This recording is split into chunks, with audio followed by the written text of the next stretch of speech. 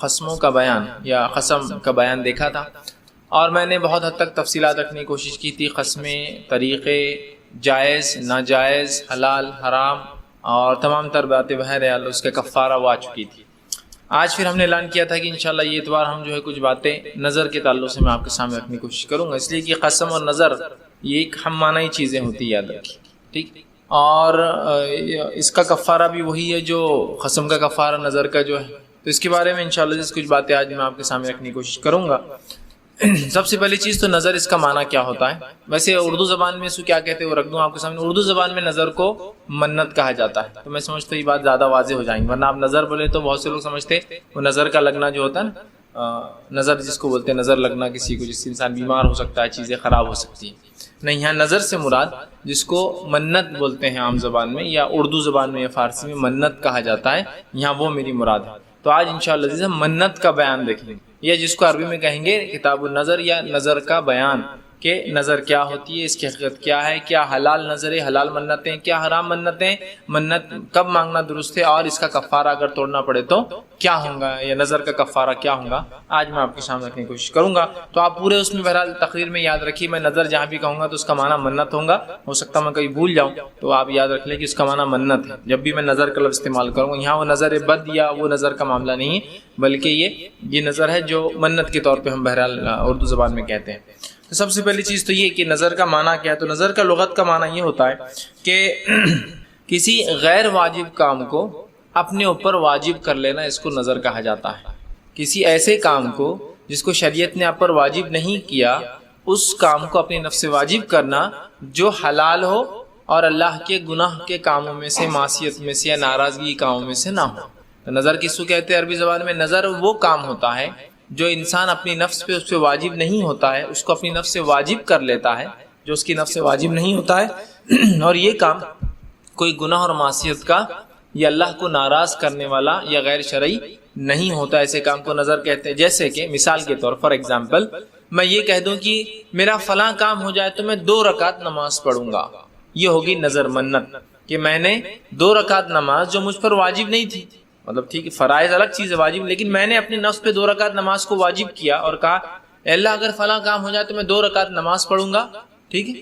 تو اب یہ میں نے کیا کیا، جو چیز مجھ پہ واجب نہیں تھی کر لی، اور دوسرا یہ چیز حلال ہے، ٹھیک ہے، کسی کی نماز پڑھنا جائز ہے، حلال ہے، یہ عبادت ہے، یاد رکھیے، معصیت کا کام نہیں۔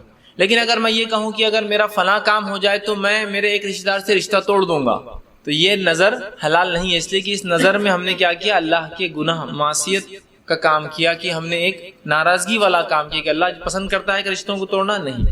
اسی طرح اگر میں یہ کہوں کہ اے اللہ فلاں کام ہو جائے تو میں 1 دن کا روزہ رکھوں گا، یا 1 روزہ، اس کام کا 1 روزہ رکھوں گا، تو یہ بھی کیا ہوا، یہ روزہ مجھ پر فرض، روزے تو میرے صرف رمضان کی مجھ پر فرض ہے، لیکن اس کے علاوہ میں نے اس روزے کو اپنے اوپر واجب کر لیا، یہ کہہ کر کہ اللہ میں یہ روزہ رکھوں گا، ٹھیک ہے۔ تو اس کو کہتے ہیں نظر، مطلب ایسا کوئی کام جو حلال ہو، جو عبادت کا ہو، جو اللہ کو راضی کرنے کے لیے کیا جاتا ہو، ٹھیک ہے، ایسے کام کو میں اپنی نفس پر واجب کر لوں اور وہ معصیت گناہ کے کاموں میں سے نہ ہو، ٹھیک ہے۔ تو ایسا کوئی بھی کام جو اللہ کی رضا کے لیے میں کرتا ہوں، ایسا روزہ، نماز، صدقات، خیرات، نیکی کا کوئی کام، ٹھیک ہے، جو بھی بہرحال ہو سکتا ہے وہ کروں، اس کو نظر کہا جاتا ہے، اور وہ معصیت نہ ہو، یاد رکھیں، ٹھیک۔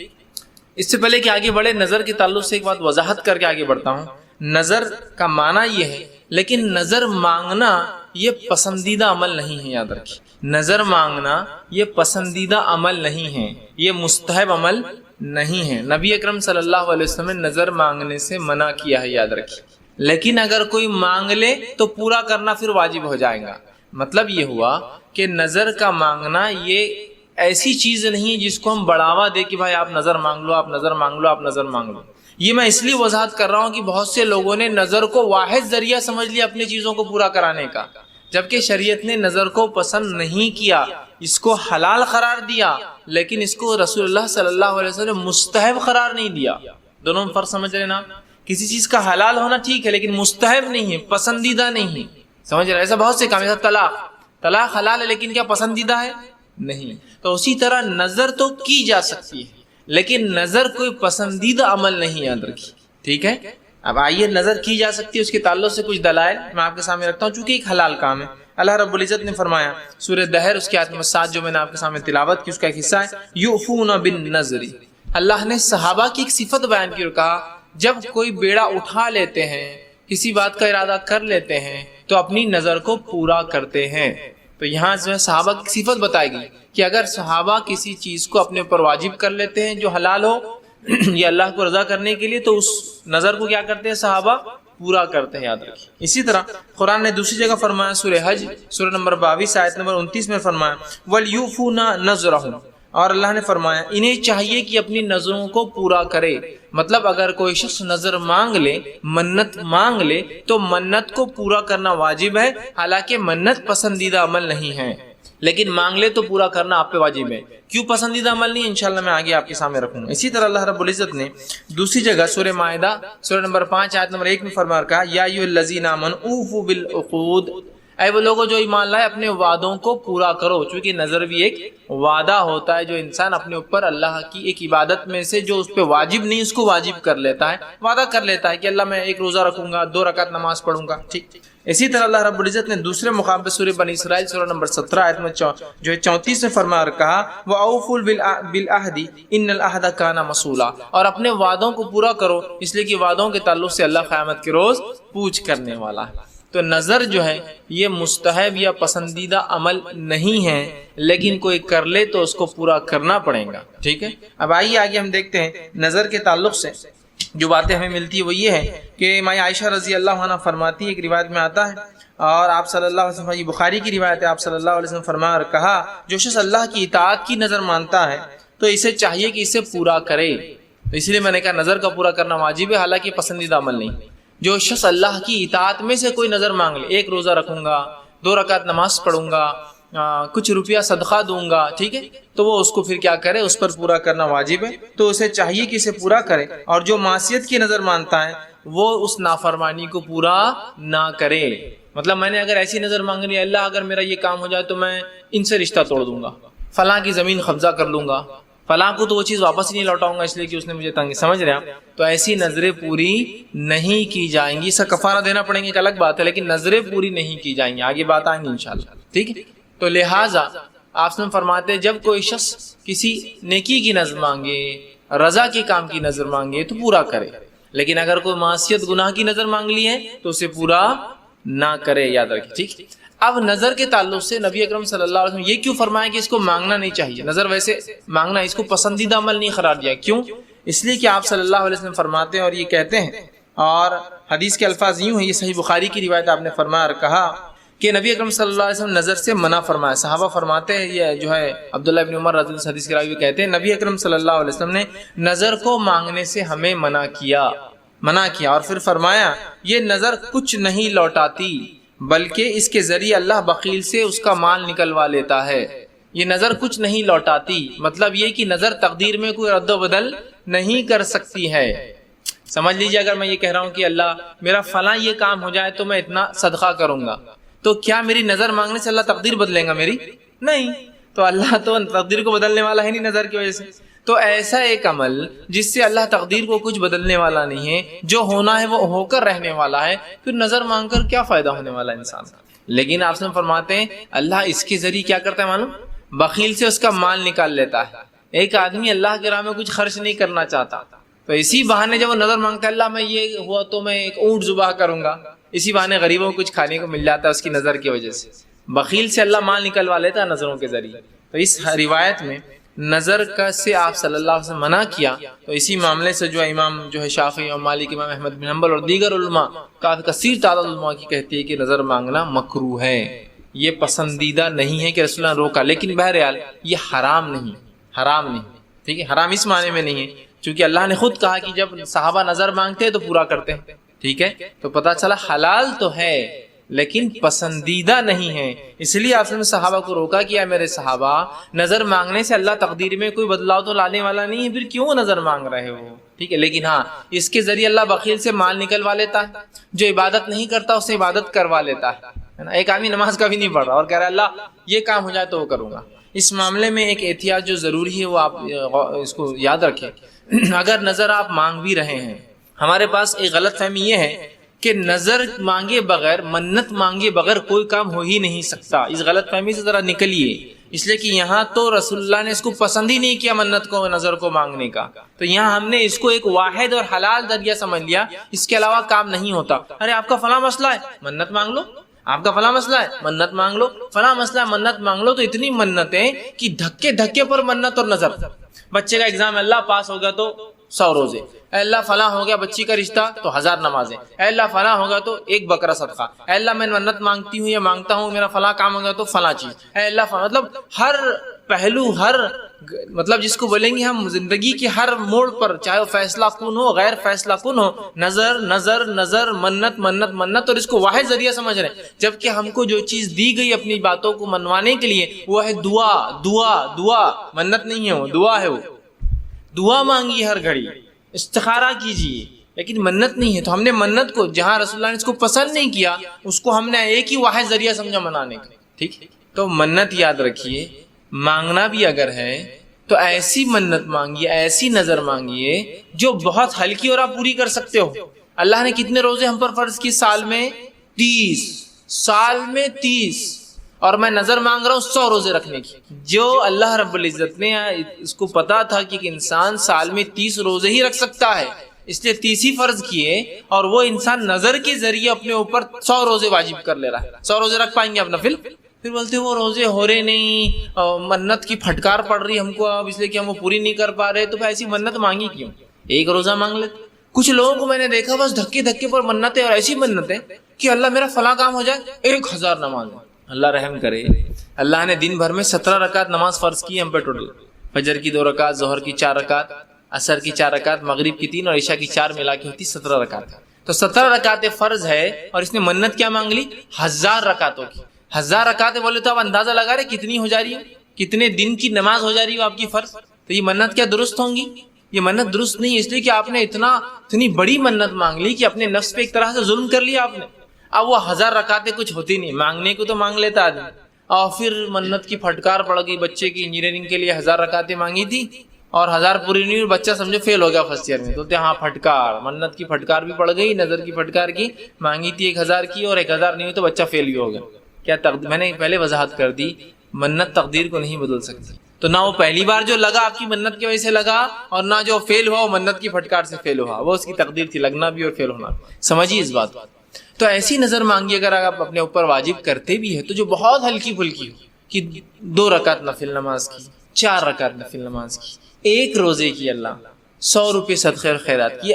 یہ کر سکتے نا. جیسا میں نے نظر مانگ لیا، اللہ اگر میرا بچہ فلاں ہو جائے تو میں 1,00,000 روپیہ خرچ کروں گا. مانگنے کو تو مانگ لی، جب بچہ اچھا ہو گیا، پاس ہو گیا، یا جو منت تھی پوری ہوگی، کاروبار چالو ہو گیا، آپ کہاں 1,00,000 روپے جیب سے نکالتے؟ حالانکہ اللہ نے سارے مال پر سال میں ایک بار 2.5% آپ پر زکوٰۃ فرض کی ہے، اور آپ نے اتنی بڑی رقم 1,00,000 سیدھا دینے کی. 1,00,000 بولے تو یہ بہت بڑے مال کی زکوٰۃ ہو رہی ہے نا.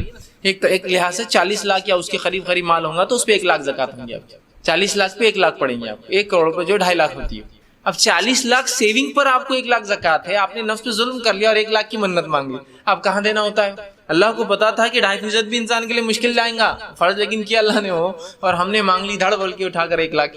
آپ پوری کہاں ہوتی ہو؟ پھر منت کی پھٹکار، منت کا کیا کرنا، اس کا علاج بھی سمجھ میں نہیں. مطلب مانگنے کو تو مانگ لیتے ہیں، کرنا طریقہ کا کچھ پتہ نہیں، مسائل جانتے نہیں ہیں، اور بس پھر لوگوں کے لوٹنے اور عقیدہ خراب کرنے کی چیزیں وجہ بن جاتی.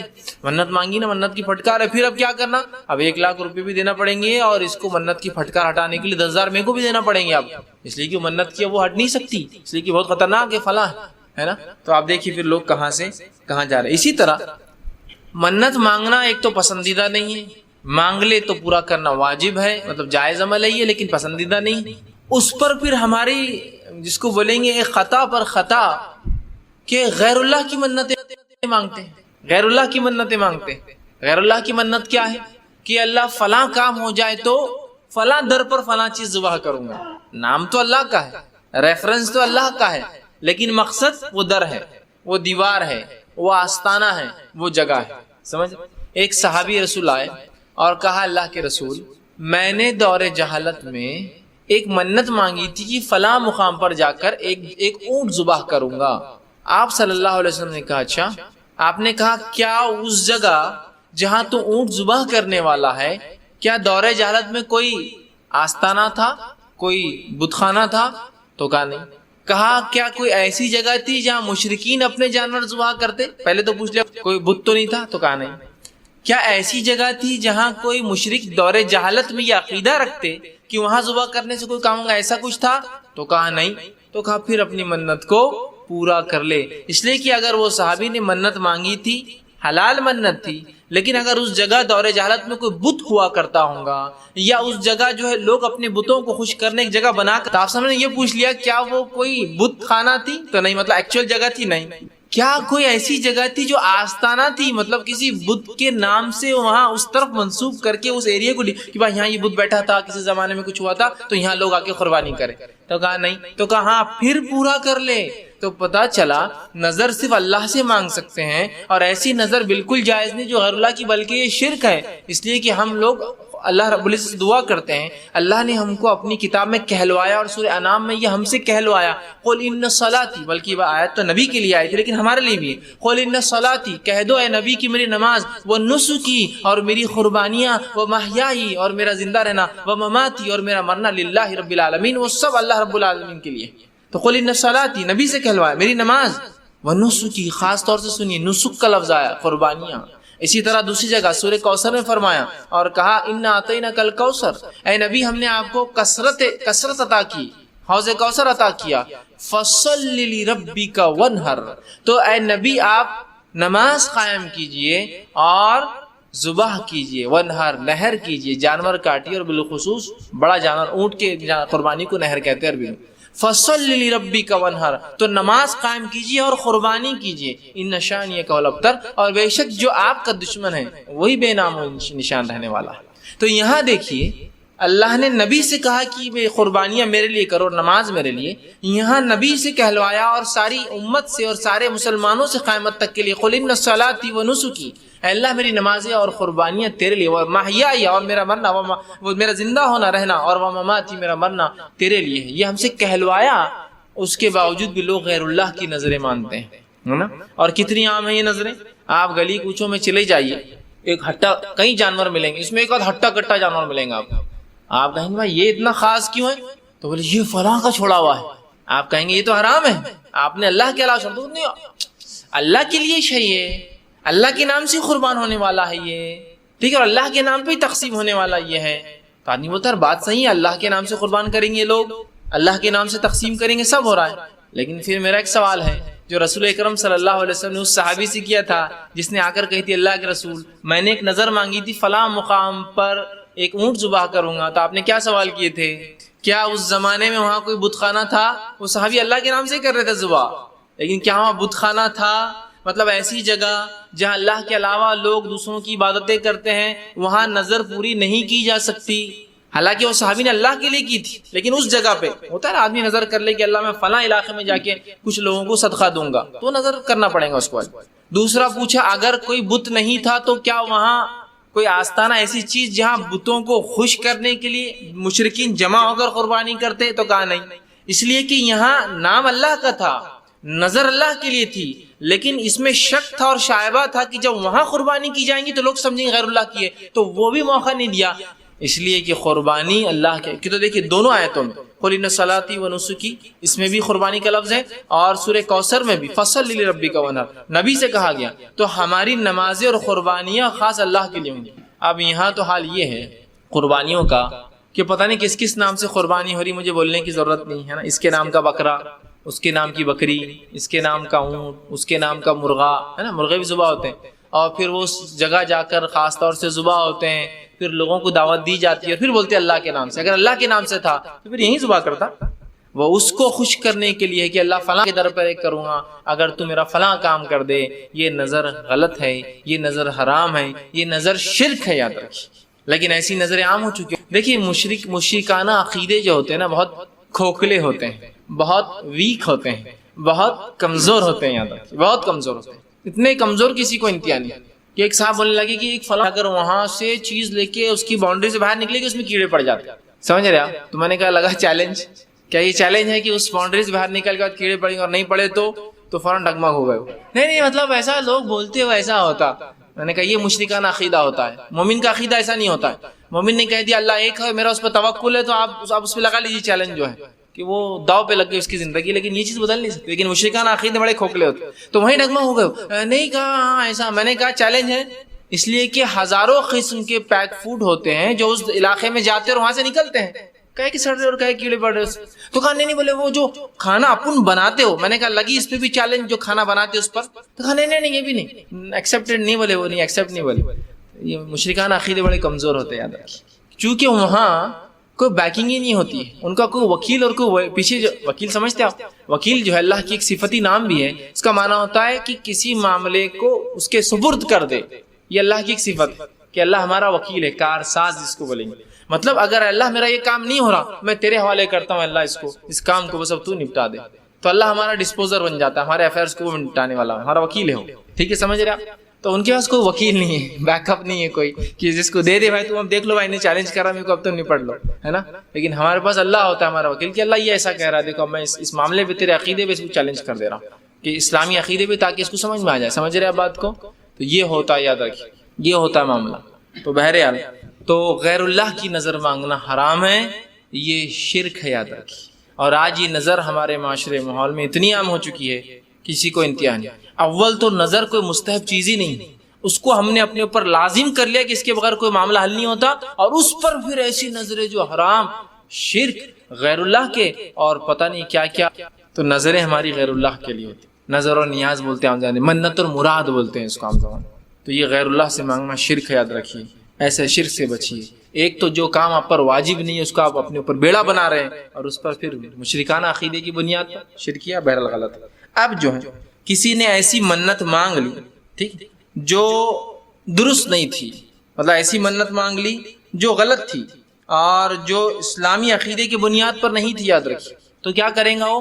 ایسی منت کو پورا نہیں کریں گا. میں نے صحیح بخاری کی روایت آپ سے رکھ دی تھی، جو منت مانگے تو اللہ کو راضی کرنے والے عمل کے لیے مانگے، اور معصیت کی اگر منت مانگی تو اس کو پورا نہ کرے، تو اس کو پورا نہیں کریں گے. اگر کسی نے ایسی منت مانگ لی ہوں گی تو فوراً توڑ دیجیے اس منت کو، اور منت توڑنے کا کفارہ دینا پڑے گا آپ کو، یاد رکھیں انشاءاللہ کفارہ آگے آئیں گا.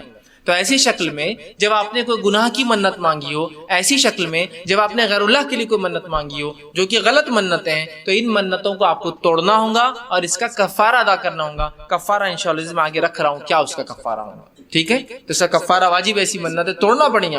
پورا کریں گے تو آپ گناہ گار ہوں گے، سخت گناہ گار ہوں گے اللہ کے سامنے. توڑنا پڑیں گا اور اس کا کفارہ ادا کرنا پڑے گا. ٹھیک، اسی طرح جو ہے آپ صلی اللہ علیہ وسلم جو ہے خبروں پر جو مانگتے ہیں نظر، وہ کہتے ہیں اس پہ کیا ہوا کر لیے. تو آئیے ایک روایت، بہت اچھی روایت ہے جو مائی عائشہ رضی اللہ عنہ موطا امام مالک میں آتی ہے. مائی عائشہ رضی اللہ عنہ کے تعلق سے آتا ہے کہ ایک شخص نے ایسی منت مانگی جو مائی عائشہ تک پہنچی رضی اللہ عنہ، کہ اس نے یہ منت مانگی کہ اگر میں فلاں کام میرا ہو جائے تو میرا پورا مال میں جو ہے کعبے کے لیے ہبہ کر دوں گا، کعبے کے لیے دے دوں گا. کیا منت مانگی اس نے، کیا نظر مانگی کہ اگر میرا فلاں کام ہو جائے تو میں پورا مال جو کچھ کل میری جائیداد ہے کس کے لیے دے دوں گا، کعبے کے لیے ہبہ کر دوں گا. ظاہراً تو بہت اچھی منت ہے، نہیں کعبے کے لیے ہبہ کر دینا. میں عائشہ رضی اللہ عنہ فرماتی ہے اور کہتی ہے جب سنا اس کی منت تو کہا یکفر عن یمین، آپ نے فرمایا اس کو توڑ دے اور اس کا کفارہ ادا کر. اس منت کو توڑ دے اور اس کا کفارہ ادا کر. اور پتہ نہیں اس کے علاوہ بھی نشانات پر بھی ہو رہے ہیں آج کل تو نظریں. یہ تو آستانے اور خبریں، نشانات، مطلب فلاں کا بال، فلاں کی چپل، فلاں کا جوتا، فلاں کا یہ، فلاں کی بیٹھک یہاں بیٹھتے تھے، فلاں کی گفا، فلاں کا اس پہ بھی چالو ہو گیا. مطلب جب آدمی کفر اور شرک میں ڈوبتا ہے تو پھر اس کی کوئی لمٹ نہیں ہوتی اور کوئی اس کو سٹاپ نہیں ہوتا ہے. آئیے اسی طرح اور جس نے اپنے نفس پر کوئی کام واجب کر لیا جسے اللہ تعالیٰ نے ایسی کوئی منت، مطلب کون سی منتیں جائز نہیں ہوں گی. ایک تو یہ منت جو غیر اللہ کی. اب یہ منت کہ اگر کسی نے ایسا چیز کو جو مشروع ہے، مطلب جو چیز حلال ہے، اپنے نفس پہ کر لی، لیکن جس کو کرنے کی اس میں طاقت نہیں ہے، یا دوسرے الفاظ میں، اور ایسی اگر کوئی کام جو مشروع ہے لیکن نظر ماننے والے کی طاقت نہ ہو اس کام کرنے کی، تو یہ دو نظروں کو بھی وہ پورا نہیں کریں گا اور اس کے بدلے اس پر کفارہ لازم آئیں گا. یاد رکھیں، جیسے کہ مثال کے طور پر ایک مرتبہ نبی اکرم صلی اللہ علیہ وسلم کے پاس آپ خطبہ دے رہے تھے. آپ نے دیکھا ایک شخص خطبے میں ایک دھوپ میں کھڑا ہے، سر پر کچھ ڈھکا ہوا نہیں ہے، کھڑا ہے اور بات نہیں کرتا کسی سے. آپ نے نماز پڑھانے کے بعد اتر کر اس سے پوچھا اور سوال کیا اور کہا، یہ جو ہے بخاری کی روایت ہے، کہا اس آدمی کا کیا معاملہ ہے کہ یہ چھاؤں میں بھی نہیں بیٹھا، کھڑا تھا، سر میں نہیں ڈھاکا، بات بھی نہیں کرتا؟ تو کہ اللہ کے رسول اس نے نظر مانگی ہے، منت مانگی ہے کہ کبھی سر نہیں ڈھکیں گا، کبھی چھاؤں میں کھڑا نہیں ہوں گا، اور اس کے ساتھ کبھی نہیں بیٹھیں گا اور روزے رکھیں گا۔ تو آپ نے کہا کہ اسے کہہ دو کہ سر ڈھاک لے، مطلب دھوپ میں نہ کھڑے رہے، اور بیٹھ جائے، ہاں جہاں تک روزے کا معاملہ ہے وہ اس کو پورا کرنا پڑے گا، اس لیے کہ پہلی دو باتیں جو اس نے مانگی وہ نفس پہ ظلم تھی، تیسری جو بات اس نے مانگی وہ جائز کام تھا، روزے رکھنا۔ تو کہا اسے کہو سر ڈھاک لے، اور اسے کہنا بیٹھ جائے، اور اس کے بعد آپ نے فرمایا کہ روزے کا جہاں تک معاملہ ہے اس کو رکھنا ہوگا، اور پھر فرمایا نظر صرف اس کام میں ہے جس کے ذریعے اللہ کی رضا مقصود ہو۔ کیا فرمایا پھر آخر میں؟ نظر صرف اس کام کے لیے جس سے اللہ کی رضا مقصود ہو۔ کیا اللہ چاہتا ہے کوئی بندہ اس کا دھوپ میں کھڑا رہے؟ اللہ راضی ہو سکتا ہے اس سے؟ کیا کوئی اللہ چاہتا ہے کہ اس کا بندہ زندگی بھر جو ہے کھڑا رہے؟ اللہ چاہتا ہے ایسا ظلم آپ پر اور ہم پر؟ نہیں، اللہ نے نہیں کیا۔ غیر اللہ کے لوگ یہ کام کرتے ہیں، کوئی لوٹ کر جا رہا ہے، کوئی گھٹنوں کی بل جا رہا ہے، کوئی گھسیٹ گھسیٹ کے کونیوں سے جا رہا ہے۔ اللہ نہیں آپ کو ایسی مشقت دیتا، اللہ نہیں آپ کو ایسی تکلیفیں دینا چاہتا ہے نا۔ پیدل جا رہا ہے 25-50 کلومیٹر ننگے پیر، ہے نا، یہ سب سے دیکھا دیکھی طریقے یاد رکھ، اسلام کا نہیں۔ بہرحال تو یہاں رسول اللہ نے اس کو ایک ایسی چیز جو اس نے کر نہیں سکتا تھا اپنے نفس پہ لازم کر لی، دو کو کہا چھوڑ دے، ایک جو جائز تھی کر لے۔ اسی طرح ایک آتا ہے، انس بن مالک رضی اللہ عنہ فرماتے ہیں کہ رسول اکرم صلی اللہ علیہ وسلم نے ایک مرتبہ دیکھا ایک بزرگ انسان اپنے دو نوجوان بیٹوں کے کاندھوں پر ہاتھ ڈال کر اس کو رگڑتے ہوئے لے جا رہے، مطلب اس کو چلنا نہیں آ رہا، بہت مشکل سے چل رہا ہے، رگڑ رہا ہے، چل رہا ہے۔ آپ نے کہا کہ اس بزرگ کا کیا معاملہ ہے، یہ بوڑھے انسان کا کیا مسئلہ ہے، چل نہیں سکتا لیکن کوشش کر رہا ہے، آگے دوڑ رہا ہے۔ تو انس بن مالک رضی اللہ عنہ فرماتے ہیں کہ لوگوں نے کہا کہ اس نے جو ہے پیدل چلنے کی نظر مانگی ہے بوڑھا، چل نہیں سکتا، لیکن نظر کیا مانگ لی اس نے؟ پیدل چلوں گا۔ اب وہ اپنی نظر پوری کرنے کے لیے اپنے دو نوجوان بچوں کو لے کے بول رہا ہے میرے کو چلاؤ پیدل، اور وہ دو نوجوان چلا رہے ہیں۔ تو آپ صلی اللہ علیہ وسلم فرمایا اور کہا اس شخص سے اللہ تعالیٰ کسی کے اپنے نفس کو عذاب دینے سے غنی ہے۔ اللہ تعالیٰ کسی اس کو چلنا نہیں آتا، چلنے کی نظر کیوں مانگا؟ اللہ کسی کو نفس میں غنی، اس معاملے میں غنی ہے، کسی کو عذاب دیتے۔ فرمایا آپ نے جو ہے اسے کہا اسے سوار کر دو، اور سوار کرنے کا حکم دیا، لوگوں نے اٹھا کے اس کو سوار کر دیا۔ کہا مطلب یہ نظر کو توڑنا ہوگا تجھے، اس لیے کہ تو نے غلط نظر مانگ لی، ایسی نظر مانگ لی جس پہ تیری جسم تیرا جو ہے ساتھ نہیں دے رہا۔ یہ دوسری روایت میں، بخاری کی حدیث ہے، دوسری روایت میں الفاظ ہے، ایک روایت میں کہ ایک بزرگ شخص نے بیت اللہ کے طواف پیدل چل کر جانے کی نظر مانگی، پیدل جاؤں گا، حالانکہ اس کی طاقت نہیں تھی، آپ نے کہا اس کی نظر توڑ دو، اس کو سواری پر بٹھا دو۔ اسی طرح ایک روایت آتی ہے، انس بن مالک رضی اللہ عنہ فرماتے ہیں ایک عورت نے بیت اللہ کا پیدل جا کے طواف کرنے کی نظر مانگی، مطلب مدینے سے پیدل جائیں گی اور بیت اللہ کا طواف کریں گی، آپ نے کہا اسے سوار کر دو، مطلب اس کو منت توڑوا دو، اس کی غلط منت مانگی، اس لیے کہ اللہ تعالیٰ کسی کو تکلیف نہیں دینا چاہتا۔ یہاں رسول اللہ نے کعبے کے طواف کے لیے انہوں نے منتیں مانگی ہے، اللہ کے گھر کے لیے، غیر اللہ کے لیے نہیں۔ یہاں غیر اللہ کے لیے پیر میں بیڑیاں ڈال رہا، الٹا لوٹتے ہوئے جا رہا، گھٹنے کی بل جا رہا، پھٹ جا رہے گھٹنے لیکن چل رہا برابر، اس لیے کہ اللہ غنی ہے بھائی ان کا۔ پہلے تو تم شرک کر رہے تو اللہ کے لیے کام ہے ہی نہیں، تو اللہ تو یہاں بے نیازی ہے آپ سے، سب سے پہلے بری ہے اس کام سے۔ یہاں کعبے کے لیے ایک آدمی کہہ رہا میں منت مانگ لی، ایک بوڑھے نے، ایک عورت نے کعبے کو پیدل جا کے طواف حج کی منت مانگ لی تو اس کی قبول نہیں کر، آپ سے ہم کہہ رہے اس کو سوار کر دو۔ یہاں غیر اللہ کی بیڑی کی منت اور کیا کیا ہوتی ہے بہرحال مجھے بولنے کی ضرورت نہیں، کڑے کی منت اور تاگے اور لچھوں کی منت، کچھ الگ الگ منت ہے، سونا چڑھانے کی منت، چاندی کی بلے لگانے کی منت، اور فلاں کی منت، اور خواجے میں تولنے کی منت، اور جو ہے لڈوؤں میں تولنے کی منت، وہاں لے جا کے اس در پر۔ اسی طرح جو کھوپرے میں پتہ نہیں کیا کیا منت ہے اور وہاں جا کر پوری ہوتی ہے اور لوگ بڑے خوش ہوتے ہیں، منت ہم نے پوری، اندازہ لگایا، یہ سب حرام ہے۔ یہاں کعبے کی اس نے طواف کی منت مانگ لی، آپ نے توڑوا دی۔ اس شخص نے پیدل جانے کی کعبے تک منت مانگ لی تو آپ نے کہا یہ ظلم ہے، اس لیے کہ اللہ غنی ہے ان تکلیفوں سے، لیکن غیر اللہ کے لیے لوگ پتہ نہیں آج کیا کیا کر رہے ہیں۔ ٹھیک، تو ایسی منتیں جو معصیت کی بنیاد پہ آپ نے مانگ لی ہو، جو جہالت کی بنیاد پر شرکیہ منتیں آپ نے مانگ لی ہو، یا ایسا کام کو اپنے نفس پہ ڈال لیا جس کو آپ پورا نہیں کر سکتے ہو، تو ان منتوں کو آپ کو توڑ دینا ہوگا تبھی، اور توڑنے کے بعد اس کا کفارہ دینا ہوگا۔ اب منت کا کفارہ کیا ہے؟ آئیے وہ کفارہ بتاتا ہوں کہ آپ صلی اللہ علیہ وسلم نے اس شخص سے کہا کہ اس کا کفارہ دے۔ کس کا کفارہ دے؟ اس روایت کے اندر کہ اس منت کو توڑ دے، اس نے کعبے کو ہبا کرنے کہا تھا، منت کو توڑ دے اور اس کا کفارہ دے۔ ٹھیک ہے، اور اس کا کفارہ کیا ہے؟ تو آپ صلی اللہ علیہ وسلم واضح کیا اور فرمایا لا نظر فی معصیت و کفارۃ کفارۃ الیمین، کہ نظر اللہ کے گناہ معصیت میں نہیں مانگی جاتی، جائز نہیں ہے، اور اگر کوئی مانگ لے تو اس کا کفارہ دے، اور اس کا کفارہ وہی ہے جو کفارہ خصموں کا ہوتا ہے۔ یہ اروال غلیل کی جو ہے روایت ابو داؤد میں بھی آتی ہے کہ نظر کا کفارہ، منت کا کفارہ وہی ہے جو قسم کا کفارہ ہے۔ تو منت کا کفارہ کیا ہوا؟ جو سورہ مائدہ میں سورہ توبہ میں اللہ رب العزت نے فرمایا کہ سب سے پہلے اگر کوئی شخص قسم کھا لے، پورا نہ کر سکے، تو قسم کا کفارہ اور نظر کا کفارہ، منت کا کفارہ ایک ہے۔ گناہ والی منت، حرام منت، ناجائز منتیں مانگ لے تو توڑ دے، یا ایسی منتیں جو آپ نے نفس پہ ظلم کر لی توڑ دے۔ جو منتیں آپ پوری نہیں کر پا رہے، حالانکہ جائز ہے، نماز پڑھوں گی 1000 رکعت، نہیں کر پا رہے، سب کا کفارہ ایک ہے، اور وہ کیا ہے کہ کفارہ یہ ہوگا کہ آپ سب سے پہلے 10 مسکینوں کو وہ کھانا کھلائے جو اوسط کھانا اپنے گھر والوں کو کھلاتے ہیں۔ دوسرا، 10 مسکینوں کو کپڑے پہنائے۔ تیسرا، ایک غلام آزاد کرے۔ چوتھا، 3 دن کے روزے رکھے۔ اور اسی ترتیب میں جانا ہے آپ کو۔ پہلے 10 مسکین تلاش کیجئے کھانا کھلانے، اویلیبل نہیں ہے تو اس کے بعد 10 مسکینوں کپڑے پہنائیے، اویلیبل نہیں ہے تو اس کے بعد ایک غلام آزاد کیجیے، اویلیبل نہیں ہے تو اس کے بعد آخر میں 3 دن کے روزے رکھیں گے۔ ہم کیا کرتے ہیں؟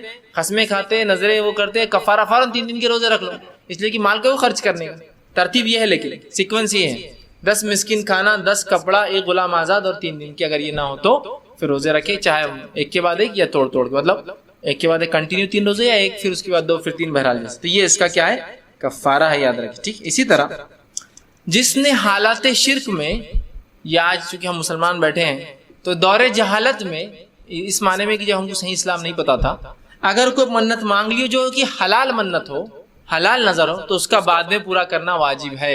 جیسے کہ مجھے اسلام میں کوئی علم نہیں تھا اور میں نے منت مانگی، اللہ میرا فلاں کام ہو تو میں 4 رکعت نماز پڑھوں گا، تو یہ جائز منت ہے۔ اب آپ کو اسلام کی صحیح سمجھ آ گئی تو بھی آپ کو یہ منت کو پورا کرنا ہوگا۔ یا پھر کوئی انسان غیر مسلم تھا، پہلے اس نے ایک نظر مانگی تھی کہ میں فلاں کام اللہ کے لیے، لیکن ایک بات یاد رکھیے، اللہ کے لیے نظر مانگی تھی، اس کے لیے، اس کے لیے، اللہ کے لیے۔ اس لیے کہ دور جہالت میں بھی مشرکین مکہ اللہ کے لیے منتیں بھی مانگتے، اللہ کے لیے قربانیاں بھی کرتے، اور اپنے بتوں کے لیے منت اور قربانیاں کرتے۔ ان کے ساتھ اللہ بھی ایک معبود تھا، اللہ ہائیسٹ فارم آف گاڈ تھا، ان کا سب سے بڑا معبود تھا، اور یہ چھوٹے چھوٹے اس کے چیلے تھے جو وسیلہ بن کے اس تک بات پہنچاتے تھے۔ تو اسی طرح عمر ابن خطاب رضی اللہ عنہ، اس کی دلیل جو میں بتا رہا ہوں کہ اگر انسان لا علمی میں بھی اللہ کے لیے منت مانگ لی، یہ دور اسلام مسلمان نہیں تھا لیکن اللہ کو جانتا تھا، اللہ کے لیے منت مانگ لے، تو اسلام قبول کرنے کے بعد یا صحیح سمجھ کے بعد اس کو اس منت کو پورا کرنا ہوگا۔ جیسے کہ ایک روایت آتی ہے صحیح بخاری کی، عمر ابن خطاب رضی اللہ عنہ رسول اکرم صلی اللہ علیہ وسلم کے پاس کہ اللہ کے رسول، میں نے دور جہالت میں 1 دن کے اعتکاف کی نظر مانگی تھی مسجد حرام میں، تو آپ صلی اللہ علیہ وسلم نے کہا اس کو پورا کر، ٹھیک ہے، تو اس کو آپ نے پورا کرنے لگایا اس منت۔ اسی طرح اگر جو ہے نظر جو ہے ایسی کسی نے مانگی ہو کہ اپنی پوری دولت میں جو ہے اللہ تیری راہ میں قربان کر دوں گا، تو ایسی منت، یہ منت جائز نہیں ہوں گی، یاد رکھ، اس لیے کہ کسی بھی منت کو پورا کرنے کے لیے یا درست ہونے کے لیے اس پہ اسلامی شریعت کے پورے اصول لاگو ہوں گے۔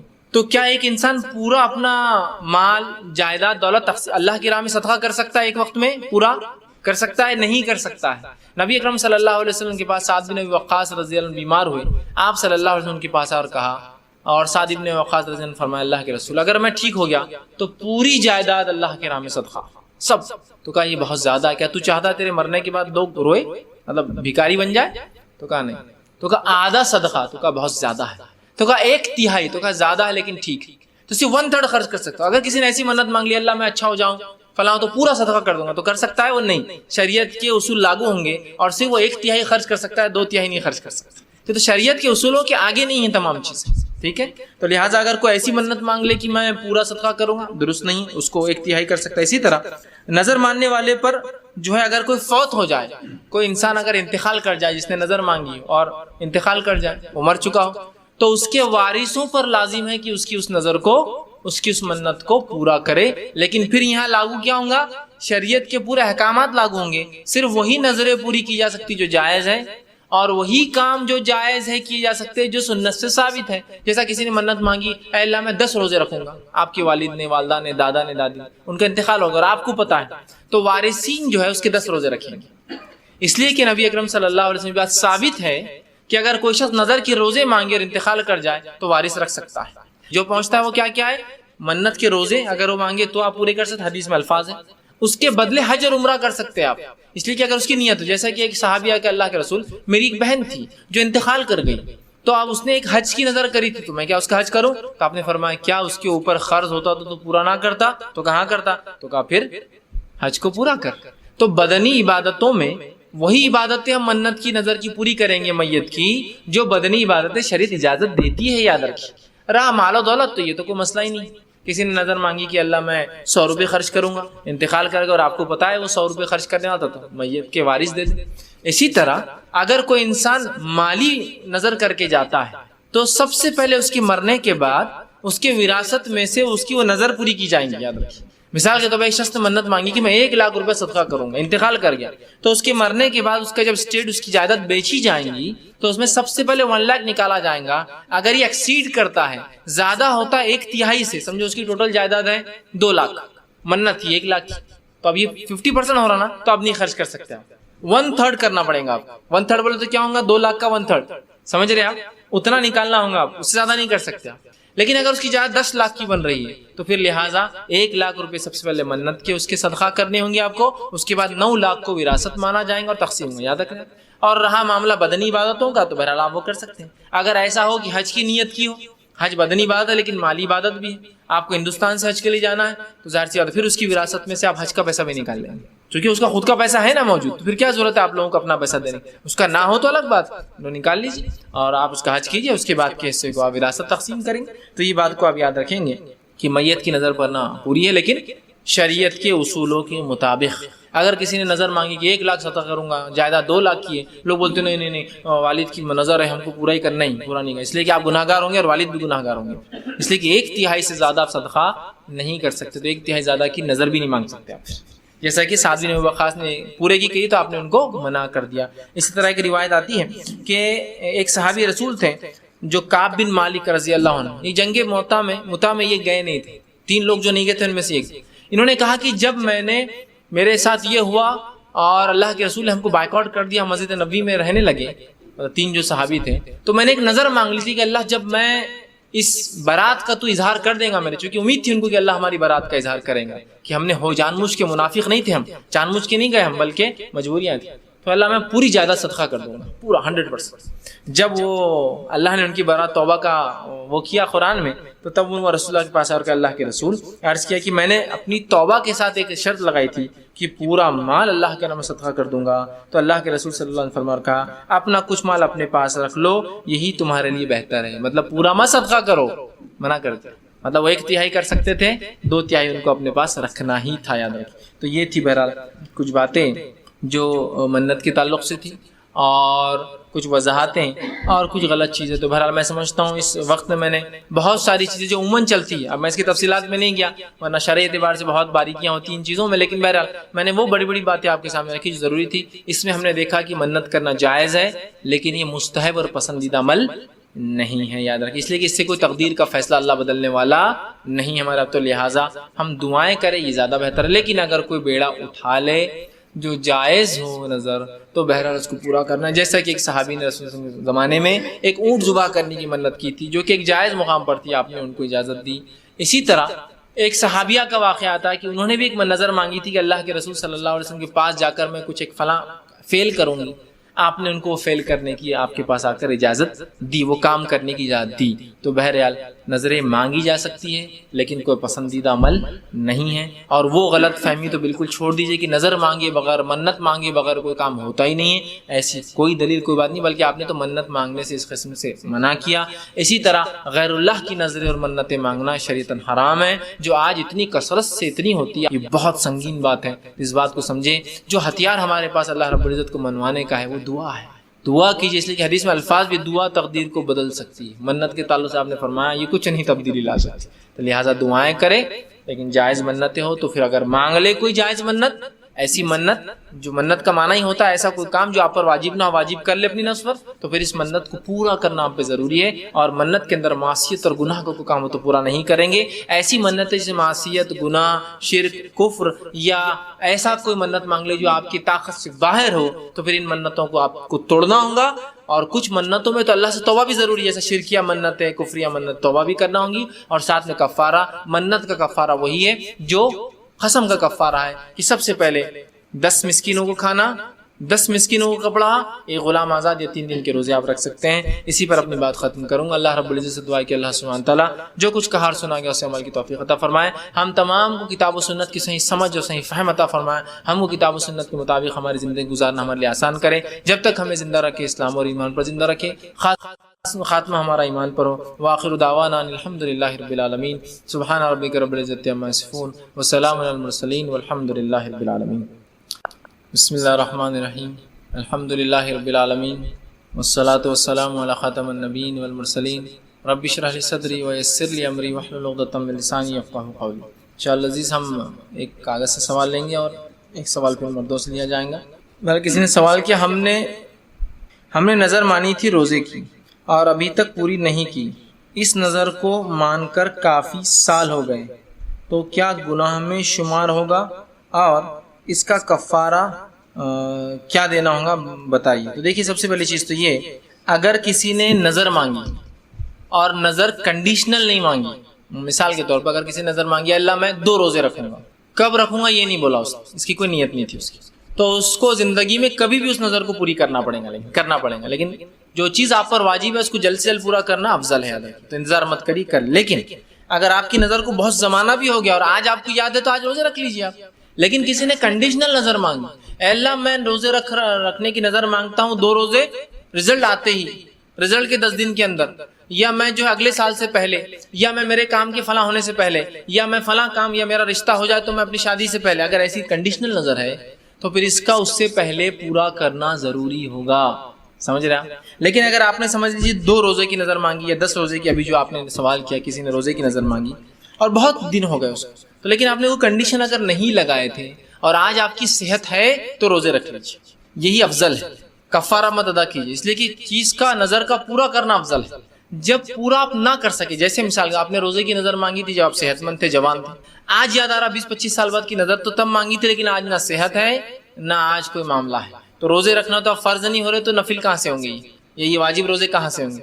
تو لہٰذا آپ کفارہ آپ دے سکتے ہیں۔ تو لہٰذا اگر آپ نے نظر اگر پہلے بھی مانگی ہو، آج آپ کو یاد ہو، تو آپ روزے ہی رکھیے، افضل ہے آپ کے لیے۔ لیکن روزے رکھنے کی اب طاقت نہیں رہی اور نظر تو روزے کی تھی، تو لہٰذا اب اس کا آپ کفارہ دیں گے، تو پہلے 10 مسکینوں کو کھانا کھلا دیجئے، وہ نہیں تو 10 مسکینوں کو کپڑے پہنائیے، اگر وہ نہیں تو پھر 1 غلام کو آزاد کیجئے، اور روزہ تو آپ نے روزے کی نظر مانگی پوری نہیں ہوئی تو آپ روزے کہاں رکھ سکتے آپ، تو لہٰذا آپ کے لیے پہلے 3 میں سے کوئی ایک ہے، غلام کا سسٹم یہاں ہے نہیں، تو لہٰذا آپ کے لیے 2 ہے، یا تو 10 مسکینوں کو کھانا کھلائیے یا 10 مسکینوں کو کپڑے پہنائیے، یہ آپ کا بہرحال کفارہ ہوگا۔